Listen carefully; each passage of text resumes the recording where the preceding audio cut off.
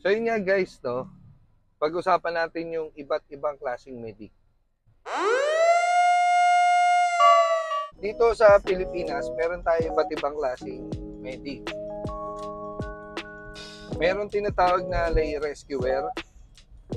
And syempre, yung pinakakilalang kilala, yung first aider. Kasama na dyan yung BLS provider. Kasi normally sa first aid training, kasama ang BLS training or yung tinatawag na basic life support.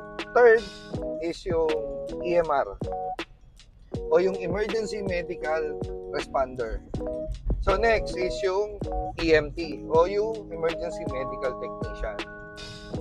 And syempre, hindi mawawala yung paramedic. So, yan yung mga meron tayo dito sa Pilipinas.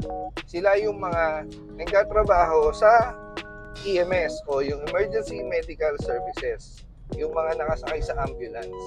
Sila yung mga crew. Sila yung mga nandoon sa loob ng ambulansya para magbigay ng medical care sa kanilang pasyente. So, yun lang. Sa susunod, isa-isayin natin yan. Driving lang. O siya. Bye guys!